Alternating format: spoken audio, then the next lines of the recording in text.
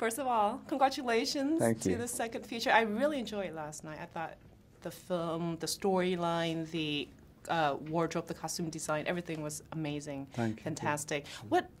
What made you want to direct and star in this film, the story of Charles Dicken? Well, I was really surprised that I would find myself doing what they call a period drama. Right. But I didn't think I wanted to do that. They've been done many, many times, Yeah. and do they have any currency today? Anyway, the story came to me, the script, and then I read the book by Claire Tomlin, this great biography of Nelly Ternan, and it just really affected me.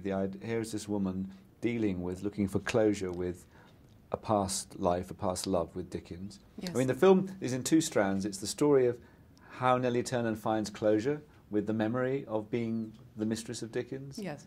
And then the other part is how she came to be, the sequence of events which led her to accept being the kept woman in secret. So these two things run together. And speaking of her character, she seems like she's a very strong, intelligent woman.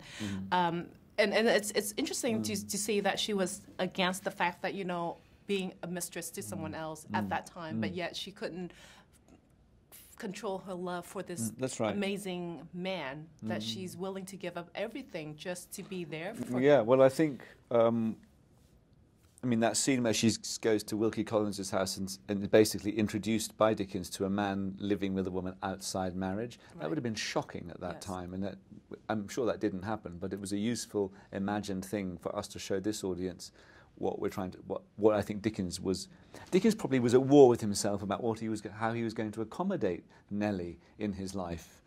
And I think for her it must have been an extremely odd process of how she would find herself accepting the life which she did. She did agree to be set up in a house under a false name, and he would come and visit her.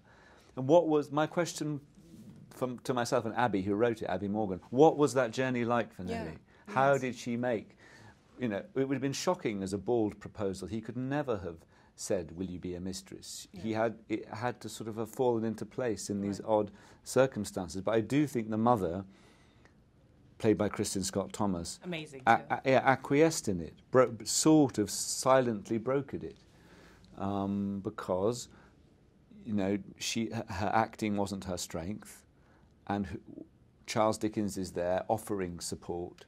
So is she stability. Yeah, right? Stability, exactly. At the time. So was it tough for you to direct this film at the same time star? It was very hard, and I was sort of uncertain about doing it to begin with, and then it was, in the end, I couldn't resist Dickens. He's so charismatic, and I liked what Abby had written, and so I was in. But it was tough.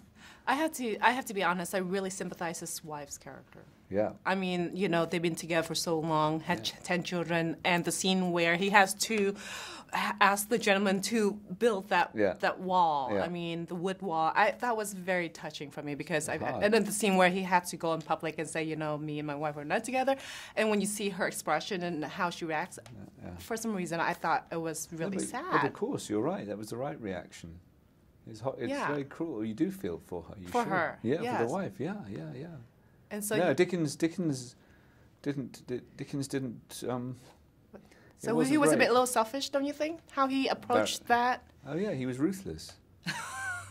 So you're saying men at that time were ruthless? I'm not saying all men. I'm not going to make Dickens. I'm not going to make this a generalisation about all men.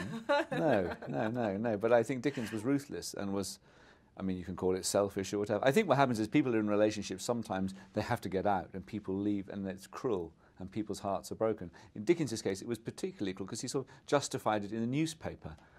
I mean, his sense of himself, his sense of his reputation was kind of, is a high degree of narcissism there, on Dick, you know, and you know, it was messy. It was messy. Yeah, it was really messy.